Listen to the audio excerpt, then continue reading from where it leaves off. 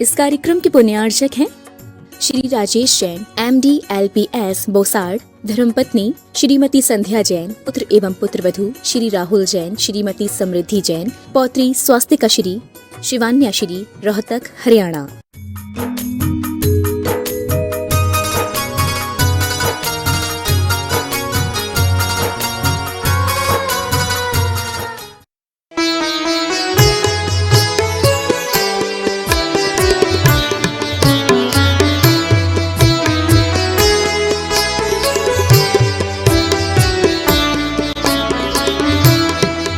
मैं परम पूज्य जिनेंद्र प्रभु को भाव से वंदन करूं, मन वचन काया योग पूर्वक शीश चरणों में धरूं। सर्वज्ञ केवल ज्ञान धारी की सुछवे और मैं धरूं, निर्ग्रंथ पावन वीत राग महान की जय उच्चरूं।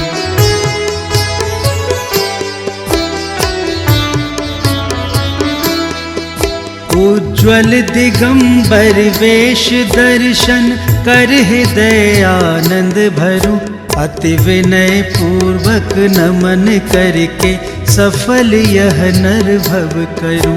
मैं शुद्ध जल के कलश प्रभु के पूज्य मस्तक पर धरूं, जलधार देकर हर्ष से अभिषेक प्रभु जी का करूं।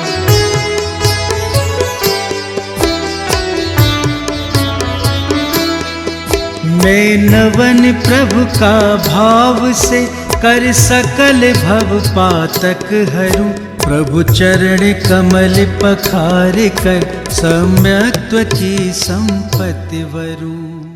श्री वीतरागाय नमः। ओम ह्रीं नमो अर्हन्तानं, नमो सिद्धानं, नमो आयर्यानं, नमो वज्रायनं, नमो लोये सवशाहुनं। चत्तारि मंगलमनंता मंगलम सिद्धा मंगलम साहु मंगलम केलीपनत्तम धम्मं शरणं प्रपद्यामि। ओम ह्रीं अनादि मूल मंत्रेभ्यो नमः। सर शांतिम तुष्टिम पुष्टिम च कुरु कुरु। ओम नमोते भगवते प्रक्षिणासे दोष कलमसाय दिव्य तेजो मूर्ते नमः। शांतिनाथाय शांतिकराय सर्वविघ्न प्रणाशनाय सर्वरोगा मृत्यु विनाशनाय सर्वप्रकृतिदोपद्रव विनाशनाय सर्वच्छाम डामर विनाशनाय। ओम ह्रां ह्रीं ह्रूं ह्रौं रः सिया उषा सर्व शांतिम तुष्टिम पुष्टिम च कुरु कुरु। ओम ह्रूं छुं फट कीर्तिम कीर्तिम घाते घाते पर विघ्नान स्फोटे स्फोटे सत्कर्णान कुरु कुरु। परमुद्रान छिन छिंद परमत्रान भिंद भिंद छ छ वह वह ह्रूं फट सर्व शांतिम कुरु कुरु। ओम ह्रीं श्रीं क्लीं ऐं अर्हं सिया उषा नहद विद्याय नमो हरिन्तानं ह्रौं सर्व शांतिम कुरु कुरु। ओम अहराम श्री ह्रीं आहुरूम उहुरौं साहर जगदाद विनाशनाय ह्रीं श्री शांतिनाथाय नमः सर्व शांतिम कुरु कुरु। ओम ह्रीं श्री शांतिनाथाय अशोकतर सत्प्रातिहार मृताय अशोकतर सत्प्रातिहार सोन प्रदब्धाय अमलर्विम विजय सर्वदो शांतिकराय नमः सर्व शांतिम कुरु कुरु। ओम ह्रीं श्री शांतिनाथाय सुरपुष्टि सत्प्रातिहार मणिताय सुरपुष्टि सत्प्रातिहार सोन प्रदब्धाय अमलर्विम विजय सर्वदो शांतिकराय नमः सर्व शांतिम कुरु कुरु। ओम ह्रीं श्री शांतिनाथाय दिव्यधनि सत्प्रातिहार मणिताय दिव्यधनि सत्प्रातिहार सोन प्रदब्धाय अमलर्विम विजय सर्वदो शांतिकराय नमः सर्व शांतिम कुरु कुरु। ओम ह्रीं श्री शांतिनाथाय चाम्रोत्तोलन सत्प्रातिहार मणिताय चाम्रोत्तोलन सत्प्रातिहार सोन प्रदब्धाय अमलर्विम विजय सर्वदो शांतिकराय नमः सर्व शांतिम कुरु कुरु। ओम ह्रीं श्री शांतिनाथाय सिंहासन सत्प्रातिहार मणिताय सिंहासन सत्प्रातिहार सोन प्रदब्धाय गमलर्विम विजय सर्वदो शांतिकराय नमः सर्व शांतिम कुरु कुरु। ओम ह्रीं श्री शांतिनाथाय महामंडल सत्प्रातिहार मणिताय महामंडल सत्प्रातिहार सोन प्रदब्धाय झमलर्विम विजय सर्वदो शांतिकराय नमः सर्व शांतिम कुरु कुरु। ओम ह्रीं श्री शांतिनाथाय दुंदुभि सत्प्रातिहार मणिताय दुंदुभि सत्प्रातिहार सोन प्रदब्धाय झमलर्विम विजय सर्वदो शांतिकराय नमः सर्व शांतिम कुरु कुरु। ओम ह्रीं श्री शांतिनाथाय छत्तर सत्प्रातिहार मणिताय छत्तर सत्प्रातिहार सोन प्रदब्धाय झमलर्विम विजय सर्वदो शांतिकराय नमः सर्व शांतिम कुरु कुरु। ओम ह्रीं श्री शांतिनाथाय प्रातिहार्या सहिताय बीजाष्टमंडन मणिताय सर्वविघ्न शांति कराय नमः सर्व शांतिं कुरु कुरु। ओम ह्रीम अर्हम नमो जिनानम। सर्व शांतिर्भवतु। ओम ह्रीम अर्हम नमो ओहि जिनानम। सर्व शांतिर्भवतु। ओम ह्रीम अर्हम नमो परमोहि जिनानम। सर्व शांतिर्भवतु। ओम ह्रीम अर्हम नमो सब्बोहि जिनानम। सर्व शांतिर्भवतु। ओम ह्रीम अर्हम नमो अनंतोहि जिनानम। सर्व शांतिर्भवतु। ओम ह्रीम अर्हम नमो कोठ बुद्धिनम। सर्व शांतिर्भवतु। ओम ह्रीम अर्हम नमो बीज बुद्धिनम। सर्व शांतिर्भवतु। ओम ह्रीम अर्हम नमो पदानुसारिणम। सर्व शांतिर्भवतु। ओम ह्रीम अर्हम नमो संभिन्सोदारानम। सर्व शांतिर्भवतु। ओम ह्रीम अर्हम नमो स्वयं बुद्धानम। सर्व शांतिर्भवतु। ओम ह्रीम अर्हम नमो पत्ते बुद्धानम। सर्व शांतिर्भवतु। ह्रीम अर्हम नमो बोहि बुद्धानम। सर्व शांतिर्भवतु। ओम ह्रीम अर्हम नमो उजुमदीनम। सर्व शांतिर्भवतु। ओम ह्रीम अर्हम नमो विपुलमदीनम। सर्व शांतिर्भवतु। ओम ह्रीम अर्हम नमो दशपुबीनम। सर्व शांतिर्भवतु। ओम ह्रीम अर्हम नमो चौदशपुबीनम। सर्व शांतिर्भवतु। ओम ह्रीम अर्हम नमो ठंग महानिमित्त कुशलानम। सर्व शांतिर्भवतु। ओम ह्रीम अर्हम नमो बनिद्धि पत्तानम। सर्व शांतिर्भवतु। ओम ह्रीम अर्हम नमो विद्याहरानम। सर्व शांतिर्भवतु। ओम ह्रीम अर्हम नमो चारणानम। सर्व शांतिर्भवतु। ओम ह्रीम अर्हम नमो पन्न शमनानम। सर्व शांतिर्भवतु। ओम ह्रीम अर्हम नमो आकाशगामीनम। सर्व शांतिर्भवतु। ओम ह्रीम अर्हम नमो आशि विशानम। सर्व शांतिर्भवतु। ओम ह्रीम अर्हम नमो दिट्ठ विशानम। सर्व ओम शांतिर्भवतु। ह्रीम अर्हम नमो उग्रतवानम। सर्व शांतिर्भवतु। ओम ह्रीम अर्हम नमो दित्ततवानम। सर्व शांतिर्भवतु। ओम ह्रीम अर्हम नमो तत्ततवानम। सर्व शांतिर्भवतु। ओम ह्रीम अर्हम नमो महातवानम। सर्व शांतिर्भवतु। ओम ह्रीम अर्हम नमो घोरतवानम। सर्व शांतिर्भवतु। ओम ह्रीम अर्हम नमो घोर गुणानम। सर्व शांतिर्भवतु। ओम ह्रीम अर्हम नमो घोर परकमानम। सर्व शांतिर्भवतु। ओम ह्रीम अर्हम नमो घोर गुणमभयारिणम। शांतिर्भवतु। ओम ह्रीम अर्हम नमो अमो सही पत्तानम। सर्व शांतिर्भवतु। ओम ह्रीम अर्हम नमो खेलो सही पत्तानम। सर्व शांतिर्भवतु। ओम ह्रीम अर्हम नमो जल्लो सही पत्तानम। सर्व शांतिर्भवतु। ओम ह्रीम अर्हम नमो विठो सही सर्व पत्तानम। शांतिर्भवतु। ओम ह्रीम अर्हम नमो सब्बो सही सर्व पत्तानम। शांतिर्भवतु। ओम ह्रीम अर्हम नमो मन बलिनम। सर्व शांतिर्भवतु। ओम ह्रीम अर्हम नमो बची सर्व बलिनम। शांतिर्भवतु। ओम ह्रीम अर्हम नमो काय सर्व बलिनम। शांतिर्भवतु। ओम ह्रीम अर्हम नमो खीर सर्व सवीनम। शांतिर्भवतु। ओम ह्रीम अर्हम नमो शप्पि शवीनम। सर्व शांतिर्भवतु। ओम ह्रीम अर्हम नमो महु सर्व शवीनम। शांतिर्भवतु। ओम ह्रीम अर्हम नमो अमी सर्व शवीनम। शांतिर्भवतु। ओम ह्रीम अर्हम नमो खीन सर्व महानशानम। शांतिर्भवतु। ओम ह्रीम अर्हम नमो बद्धमानानम। सर्व ओम शांतिर्भवतु। ह्रीम अर्हम नमो लोये सब सिद्धाय दनानम। सर्व ओम शांतिर्भवतु। ह्रीम अर्हम नमो भयवदो महदी महावीर बड्डमान बुद्धिर्षिणम सिद्धि सर्व शांतिर्भवतु। ओम नमो भगवतो वर्धमान सरिसस्सजस्सकं जलं तं गच्छयाय संपायलं लोयानं भूयानं जीवा विवादेवा रंगनेवा सबनेवा मोहनेवा सबजी सत्तान पराजतो भवतु मे रक्ष रक्ष स्वाहा। श्री शांतिरस्तु सदास्तु। शिवमस्तु सदास्तु। जयोस्तु सदास्तु। नित्यमारोग्यमस्तु सदास्तु। सर्वेषां तुष्टिरस्तु सदास्तु। पुष्टिरस्तु सदास्तु। समृद्धिरस्तु सदास्तु। कल्याणमस्तु सदास्तु। सुखमस्तु सदास्तु। अभिवृद्धिरस्तु सदास्तु। दीर्घायुरस्तु सदास्तु। कुलगोत्र धनानि सदा सन्तु सदास्तु। सद्धर्म श्री बलायुरारोग्यैश्वर्याभिवृद्धिरस्तु सदास्तु। ओम ह्रीम अर्हम नमो संपूर्ण कल्याण मंगल रूप मोक्ष पुरुषार्थस्य भवतु। भवतु। संपूज्य का नाम प्रतिपाल का नाम यतीन्द्र सामान्य तपोधना नाम यतराष्ट्रस्य पुरस्य राज्ञ करोतु शांतिं भगवान जिनेन्द्र। करोतु शांतिं भगवान जिनेन्द्र। करोतु शांतिं भगवान जिनेन्द्र। प्रध्वस्त घाति कर्मान केवल ज्ञान भास्करा कुर्वन्तु जगतां शांतिं विश्वाद्या जिनेश्वरा। जय बोलो श्री आदिनाथ भगवान की जय जय जय। नमो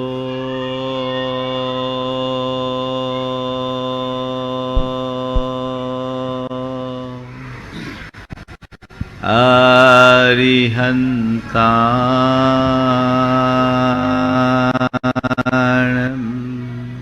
नमो अरिहन्ताणम्। नमो सिद्धाणम्। नमो सिद्धाय। नमो आयर्याणम्।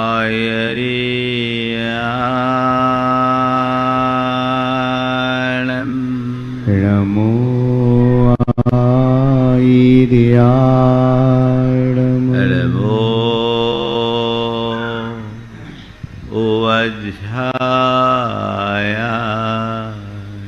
नमो वज्रायाय नमो लोये सवशाहुनम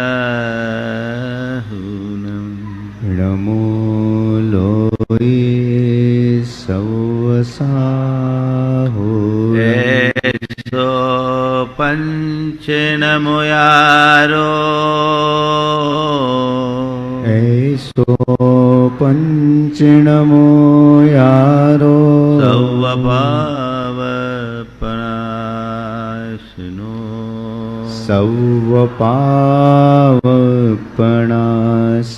मंगलालम च सवेसिम मङ्गलाळमुचे सवेशिं पढ़मम होई मंगलम परममु होई मंगलम। जय बोलो देवादिदेव खजरा श्री भगवान महावीर स्वामी की जय जय जय अहिंसा परमो धर्म की जय जय जय परम पूज्याचार्य गुरुवर श्री विद्यासागर जी महाराज की जय जय जय। पूज्य मुनिवर श्री प्रमाण सागर जी महाराज की, पूज्य मुनिवर श्री अरह सागर जी महाराज की। मनुष्य के जीवन की बड़ी विचित्र परिणति, वो होता कुछ है और दिखाता कुछ है। कल के संदर्भ में मैंने आप सबसे 4 बातें की थी। अच्छा दिखना, अच्छा कहलाना, अच्छा करना और अच्छा बनना। जब तक हम अपने जीवन को अच्छा बनाने की दिशा में आगे नहीं बढ़ते, तब तक हम अपना कल्याण नहीं कर सकते। लेकिन अच्छा बनने में हमारी जो दुर्बलता है वही हमारे लिए बाधक बनती है। हमारी मन की दुर्बलता हमें रोक लेती है। संत कहते हैं उन दुर्बलताओं से अपने आप को बचाओ। हमें भीतर से खराब करने वाली दुर्बलता में सबसे बड़ी दुर्बलता है, वह है हमारे मन का कपट, छल, मायाचारी, जो हमें हमारी असलियत को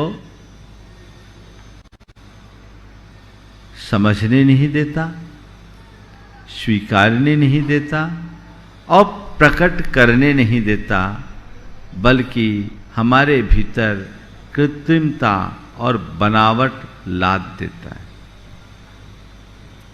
वह हमारे मन का कुटिल परिणाम है।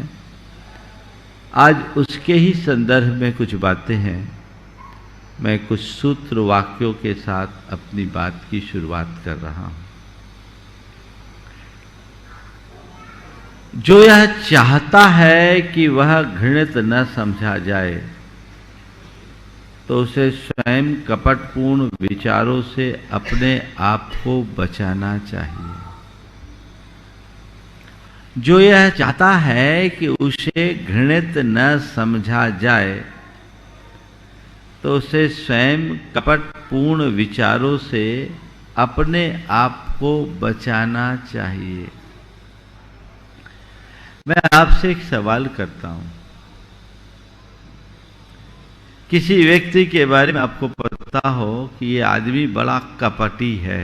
कपटी तो समझते हैं ना, छलिया, धोखेबाज, विश्वासघाती, पल पल में गिरगिट की तरह रंग बदलने वाला, अपना मतलब सीधा करने के लिए किसी भी स्तर तक चले जाने वाला, हर जगह व्यक्ति केवल अपने स्वार्थ की पूर्ति के लिए तत्पर रहने वाला। अगर ऐसा व्यक्ति आपके सामने आए, आपके मन में कैसे भाव आएंगे? कैसे भाव आएंगे?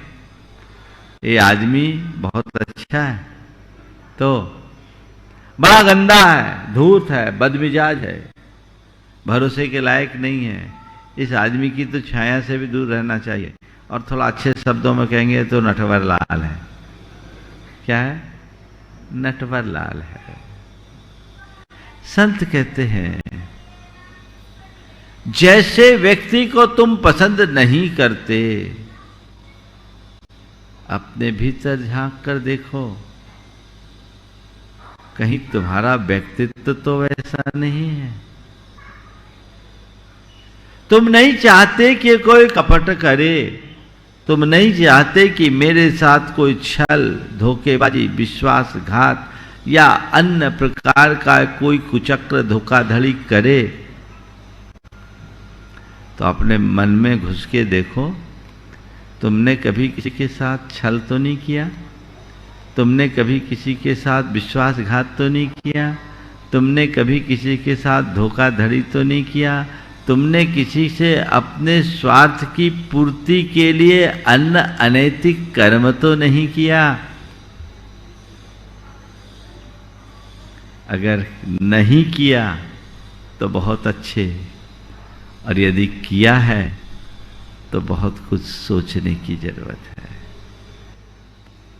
लोग भांति भांति से कपट का व्यवहार करते हैं और इसमें वे अपनी बुद्धिमानी समझते हैं। किसी को उल्लू बना देना लोग अपने समझदारी के प्रमाण के रूप में देखते हैं कि मैंने उसे अच्छा उल्लू बना दिया, पर ऐसे लोगों को ये पता नहीं कि उल्लू बनाने के चक्कर में कभी कभी खुद उल्लू बनना पड़ता है। एक आदमी ने अपना खेत बेचा, खेत में कुआं था, सबकी रजिस्ट्री हो गई, बेचारा खेती करने लगा। अब कुआं से पानी निकालने के लिए गया तो सामने वाले के मन में छल आया। उसने कहा, भैया मैंने कुआं बेचा है, पानी नहीं, तुम मेरे पानी का उपयोग नहीं कर सकते। रजिस्ट्री कुएं की हुई है, पानी की नहीं। मैंने कुआं बेचा है, पानी नहीं बेचा, तुम हमारे पानी का प्रयोग नहीं कर सकते। अब बेचारा क्या करे, बिना पानी के तो खेती सूखी हो जाए, अब क्या करे, पूरी खेती सूख जाएगी, वो उपाय नहीं। उसने अपनी व्यथा अपने एक मित्र से कही। उसका मित्र बहुत समझदार था, बोले चलो मैं चलता। गया, जब पानी निकालने की बात आई, बोला मैंने कुआं बेचा, पानी नहीं, तुम पानी नहीं निकाल सकते। बोले ठीक है भैया, तुमने कुआं तो बेच दिया ना? बोले हाँ कुआं बेच दिया, तो मेरे कुएं से अपना पानी निकालो, नहीं तो किराया दो। मेरे कुएं से अपना पानी निकालो, नहीं तो किराया दो, और ध्यान रखना पानी निकाल के ले जाना, लेकिन तुम्हारे कुएं पानी की एक बूंद मेरे खेत में नहीं पड़नी चाहिए। उसकी बुद्धि ठिकाने लग गई। हम अपने मन मिजाज को देखें। कई बार छोटे छोटे स्वार्थों में भी लोग बड़े अनर्थ करते हैं। जहां जरूरत नहीं हो वहां भी कपटपूर्ण व्यवहार कर लेते हैं। इस पर हमें ध्यान रखने की जरूरत है। आज विशेष रूप से जो बात की जा रही है वो कपट पूर्वक धन संपत्ति को प्राप्त करने के संदर्भ में है, जो लोगों के द्वारा अक्सर देखने में आती है। वाक्य है, अपने मन में यह विचार आना पाप है कि मैं अपने पड़ोसी की संपत्ति को कपट द्वारा ले लूंगा। अपने मन में यह विचार आना पाप है कि मैं अपने पड़ोसी की संपत्ति को कपट द्वारा ले लूंगा। वह वैभव जो कपट द्वारा प्राप्त किया जाता है भले ही बढ़ती की ओर दिखाई देता हो, परंतु अंत में नष्ट होने को ही है। जितनी तेजी से आता उतनी तेजी से साफ हो जाता है। मैंने ऐसे अनेक लोगों को देखा है। 2-3 वाक्य और कहूं, फिर आज की प्रासंगिक बातें आपसे करूंगा। अपहरण की प्यास अपने उन्नति काल में भी अनंत दुखों की ओर ले जाती है। यदि आप दूसरों का हरोगे तो अंत में आप दुख ही भोगोगे। लूट के पश्चात भी जिस मनुष्य को लोभ की प्यास बनी रहती है, वह वस्तुओं का उचित मूल्य नहीं समझ सकता और न ही सत्य मार्ग का पथिक ही बन सकता है। कई तरह के लोग होते हैं। कुछ लोग ऐसे होते हैं जो तरह तरह के हथकंडे अपनाकर धन संपत्ति अर्जित करते हैं। लोगों की नजर में वे फलते फूलते दिखते हैं, लेकिन उनकी स्थिति अंदर से बड़ी दयनीय होती। आजकल हमारे यहाँ एक शब्द चल पड़ा है, वह है माफिया। क्या है? माफिया। और आज हमारे देश में माफियाओं का बड़ा बोलबाला दिखता है। उनके पास साम दाम दंड भेद सब होता है और ऐसे लोग अपना काम बनाने के लिए तरह तरह के हथकंडे अपनाते हैं। लोगों के ऊपर दबाव और प्रभाव से उनकी संपत्ति आदि को हड़प लेते हैं, नुकसान पहुंचाते हैं या राष्ट्रीय संपत्ति का अनुचित दोहन करते हैं। अक्सर ऐसे लोगों की स्थिति अंत में दयनीय हो जाती।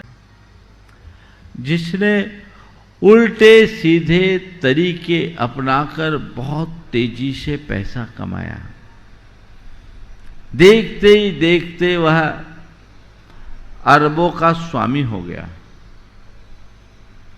पैसा तो बढ़ा, लेकिन एक दिन आकर के उस व्यक्ति ने कहा, महाराज जी मेरे पास पैसा तो है, लेकिन मुझे लगता है पैसे के अलावे मेरे पास कुछ भी नहीं है।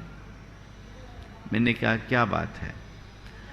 मेरी पत्नी से मेरी बनती नहीं, बेटा मेरा सुनता नहीं। पत्नी से मेरी बनती नहीं, बेटा मेरी सुनता नहीं। मुझे ऐसा लगता है कि दुनिया में तो मेरा राज है, पर घर में मैं बिल्कुल अकेला हूँ। मुझे समझ में नहीं आता मैं क्या करूँ। मैंने आज तक तरह तरह के रास्ते अपना करके पैसा तो इकट्ठा किया, पर आज ऐसा प्रतीत होता है कि ये पैसा मेरे किसी काम का नहीं। उस व्यक्ति को एक समय पर एहसास हुआ।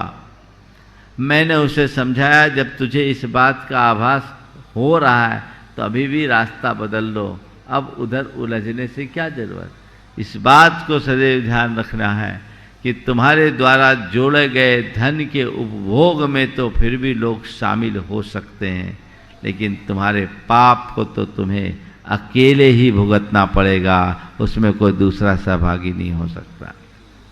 अपने द्वारा उपार्जित पाप मनुष्य खुद भोगता है और वह कहीं न कहीं से प्रकट तो हो ही जाता है। इसलिए कभी किसी की हाय मत लो। धोखाधड़ी, विश्वासघात, छल कपट से अपने आप को बचा करके रखो।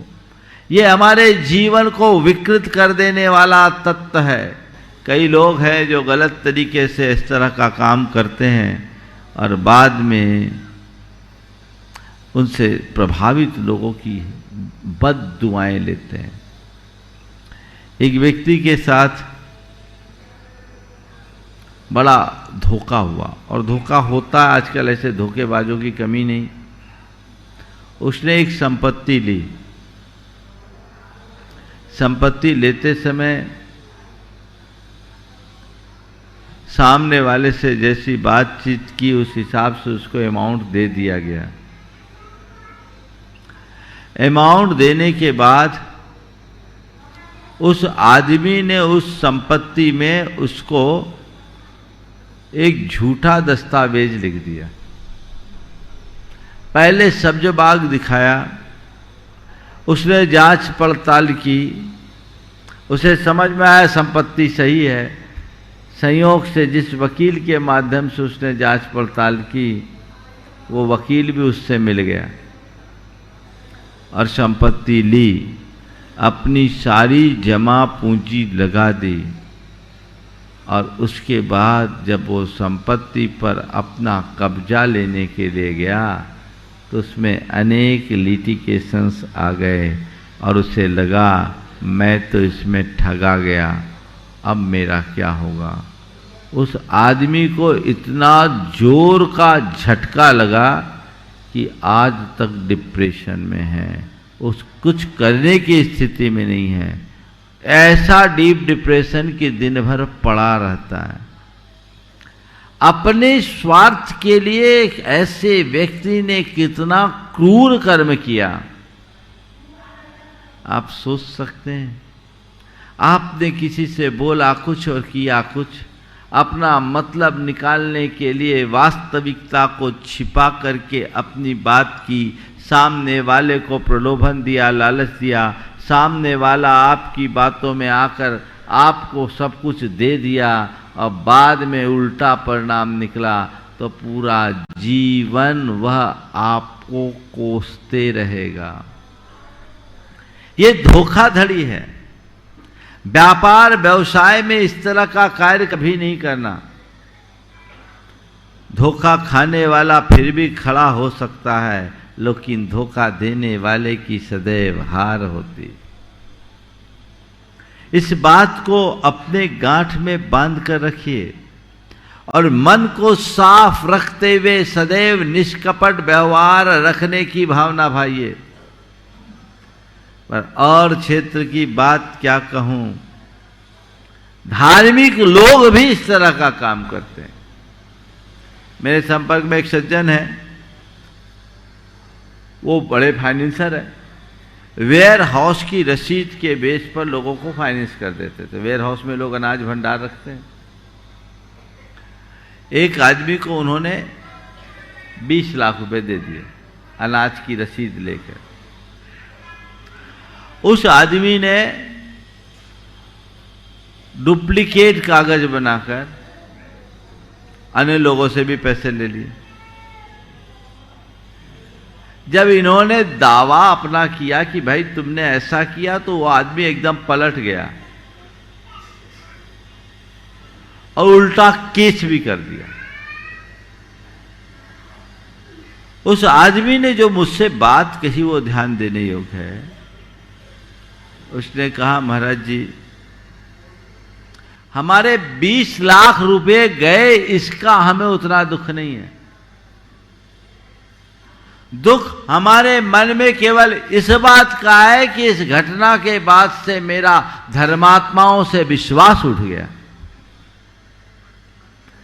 मैंने उस आदमी को रकम यह सोच करके दी थी कि हमेशा गुरुओं की शिविर में जाता है, भगवान का अभिषेक पूजन करता है, धार्मिक है, ये आदमी जरूरतमंद है, चलो दे दो, कहीं नहीं जाएगा पैसा। लेकिन ये आदमी तो उल्टा निकला। तकलीफ मुझे केवल इस बात की है, बहुत लोगों के साथ ऐसा होता होगा। हो सकता आप भी इस तरह के घटना के शिकार बने होंगे। उसने कहा पैसा गया उसका दुख नहीं, मेरा धर्मात्मा लोगों से विश्वास उठ गया, दुख इस बात का है। हालांकि उस व्यक्ति ने उसके परिणाम भुगत लिए। चोरी तो एक न एक दिन पकड़ी जाती है। वो फंस गया, उसे जेल तक जाना पड़ा, लंबे समय तक उसकी जमानत भी नहीं हुई। आगे पीछे कहीं न कहीं इस तरह की प्रवृत्तियां बनती है, वह मनुष्य के सर्वनाश का कारण बनता है। इसलिए मनुष्य को कभी इस तरह की बात नहीं समझना चाहिए। बहुत अच्छा वाक्य आगे आ रहा है, वह मनुष्य धन्य है जिसने सांसारिक वस्तुओं की असारता को समझकर अपने हृदय को दृढ़ बना लिया। वह मनुष्य धन्य है जिसने सांसारिक वस्तुओं की असारता को समझकर अपने मन को दृढ़ बना लिया है। वह फिर अपने पड़ोसी को धोखा देने की गलती कभी नहीं करेगा। क्यों देते हो धोखा? क्यों करते हो विश्वासघात? क्या छल कपट से अर्जित धन तुम्हें सुकून दे सकेगा? जिस वृक्ष को जहर के पानी से सींचा जाएगा उसमें मीठे फल कभी नहीं आएंगे। इस बात को अपने हृदय में बांध करके रखना। जो गलत रीति से धन संपत्ति कमाएगा उसका जीवन सुनिश्चित तौर पर विकृत होगा, विषाक्त होगा। इससे अपने आप को बचाना चाहिए। जिसे जीवन के सत्य का बोध होता है वो इस तरह की कपट वृत्ति कभी नहीं अपनाता, और जो इस सत्य से परांगमुख होते हैं वो 24 घंटे इसी लालसा में लगे रहता है कि हम कैसे सामने वाले की संपत्ति को हड़पे, या कैसे हम सामने वाले से अपना उल्लू सीधा करें। कभी ऐसा मत करना। मेरे संपर्क में ऐसे लोग भी हैं जो सरलता की मूर्ति हैं, ईमानदारी और प्रामाणिकता से अपना काम करते हैं। ईमानदारी और प्रामाणिकता से अपना काम करते हैं, और वो जो इस तरीके से काम करे उस व्यक्ति के प्रति उनका बड़ा सम्मान का भी भाव रहता है। एक सज्जन जिनके यहाँ से एक ग्राहक ने सामान लिया, सामान लेने के बाद भीड़ थी ग्राहक में, उनने पहले पेमेंट दे दिया, और पेमेंट दिया, जो भी सामान लेना था जितना पेमेंट देना था दिया। बाद में ध्यान नहीं रहा, वो इधर उधर गए, बिल वाउचर किसी दूसरे ने काटा, उसने कहा पेमेंट, इनको याद नहीं रहा कि मैं दोबारा पेमेंट दे दिया। वो तो लेके चला गया। शाम के टाइम में जब दुकान बढ़ाने के टाइम में उनने अपना कैश बैलेंस मिलाया, पैसा सरप्लस दिखा। सोचा ये पैसा सरप्लस कैसे आया, सरप्लस कैसे आया। ख्याल आया मैंने उससे पैसा ले लिया था। उनने अपने साथ के व्यक्ति से पूछा क्या तुमने उनसे तो पैसा नहीं लिया? बोले हाँ लिया, उतना ही अमाउंट एक्स्ट्रा था।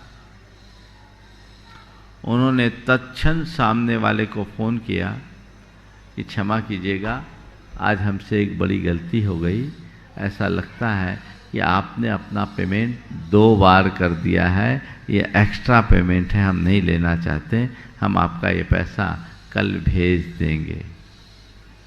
वो आदमी इतना प्रभावित हुआ, उसने कहा मुझे जाते समय लगा तो जरूर कि शायद मैंने दोबारा पैसा दे दिया, पर ये सोचकर कि अभी मैं बोलूँगा भी तो मेरी कौन सुनेगा, मैंने कहा छोटा सा अमाउंट है, जाने दो फिर देखेंगे। लेकिन मैं आपकी इस नेक नियति का मुरीद हो गया हूँ। और वो आदमी अब उससे इतना प्रभावित हुआ कि खुद तो जुड़ा सो जुड़ा, अनेक लोगों को भी उससे जोड़ दिया।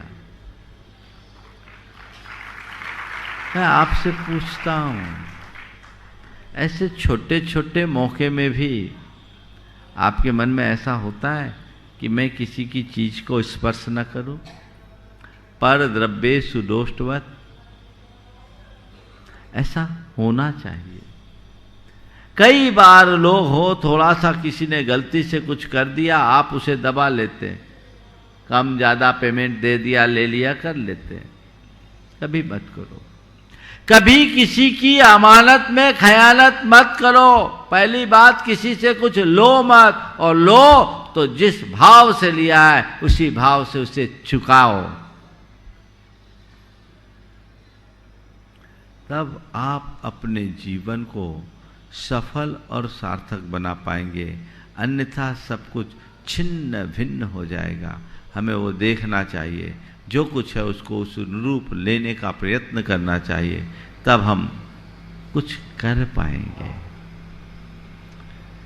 जिस प्रकार तत्वज्ञानी साधु संतों के हृदय में सत्यता निवास करती है, उसी प्रकार चोर ठगों के मन में कपट का वास नियम से होता है। वो तो उल्टा ही सोचते हैं, कैसे हम करें, कैसे उल्लू सीधा करें, कैसे उल्टा सीधा करे, पर मनुष्य के मन का कपट कहीं ना कहीं प्रकट हो ही जाता है। एक बुढ़िया अपनी गठरी लेके जा रही थी, रास्ता लंबा था, थोड़ी थक गई। तभी कोई घुड़सवार उधर से निकला। उसने उससे प्रार्थना की कि अगर थोड़ी सी देर मुझे घोड़े पे बिठा दोगे, मेरा रास्ता पार कर दोगे तो कृपा होगी। घुड़सवार ने उसकी बात को अनसुना करते हुए घोड़े को आगे बढ़ा दिया। आगे बढ़ते ही उसके मन में ख्याल आया, गांव के लोग हैं, गुदड़ी के लाल होते हैं, वो बुढ़िया गठरी सिर पे रखी है, हो सकता उसमें कुछ माल होगा, क्यों ना उसे बिठा दिया जाए और लेकर पार कर दिया जाए, यहाँ मुझे कौन देखता है। बुढ़िया ने कहा था मेरी गठरी तुम आगे छोड़ देना, मैं पीछे से आ जाऊंगी। वो घोड़ा लौटा कर लाया और कहा अम्मा दो आपकी गठरी मैं ले जाता हूं, आगे छोड़ देता हूं। अम्मा दो गठरी मैं आगे ले जाता हूं, छोड़ देता हूं। तो बुढ़िया ने कहा नहीं बेटा अब रहने दे, मैं ही ले जाऊंगी।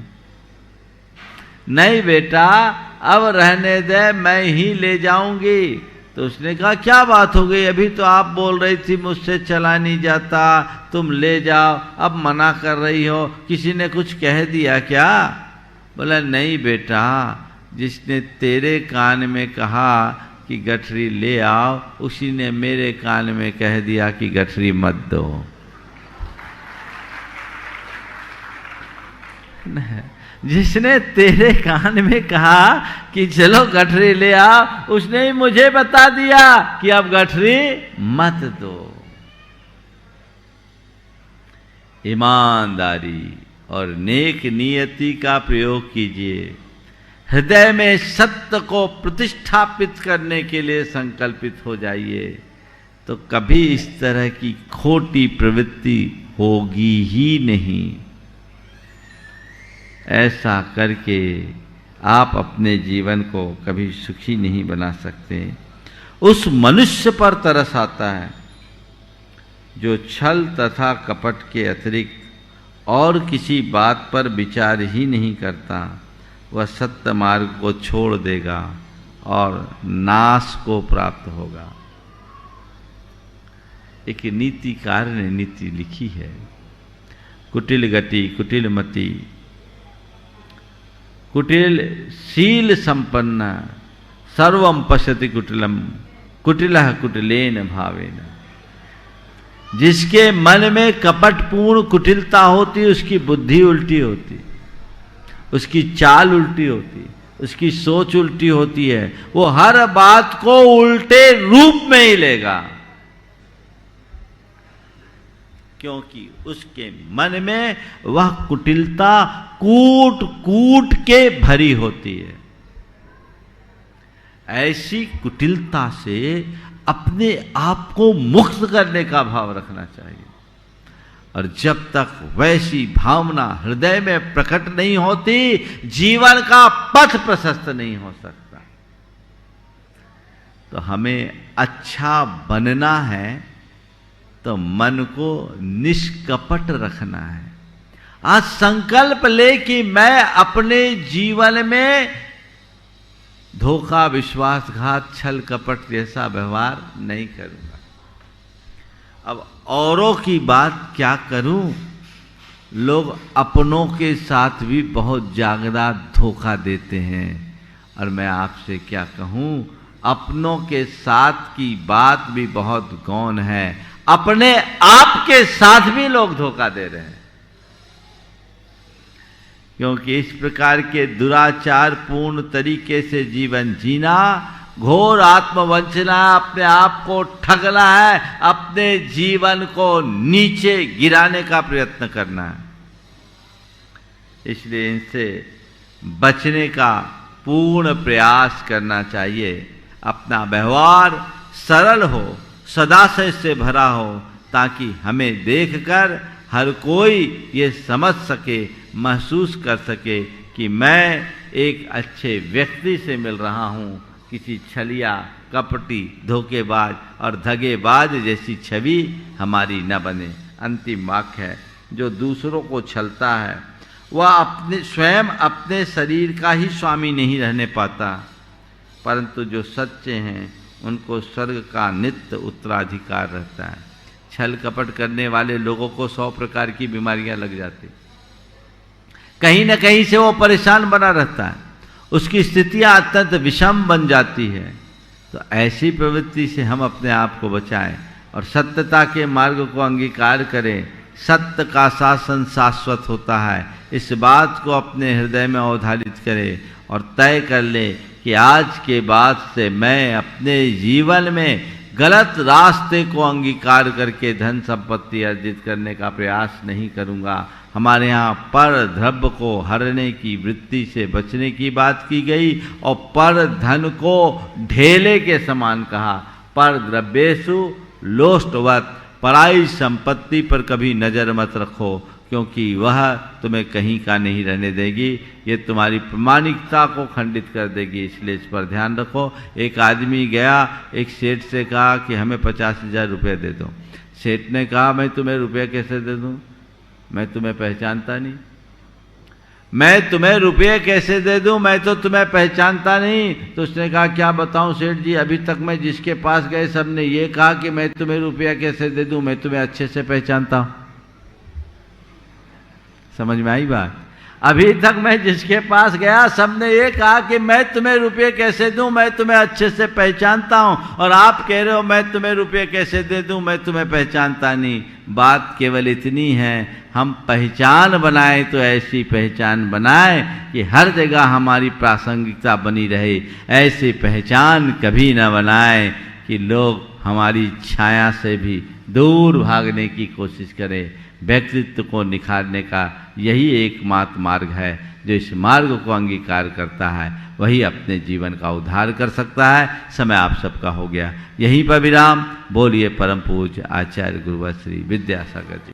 इस कार्यक्रम के पुण्यार्चक थे श्री राजेश जैन, MD LPS बोसाड़, धर्मपत्नी श्रीमती संध्या जैन, पुत्र एवं पुत्रवधू श्री राहुल जैन, श्रीमती समृद्धि जैन, पौत्री स्वास्तिका श्री शिवान्या श्री, रोहतक, हरियाणा।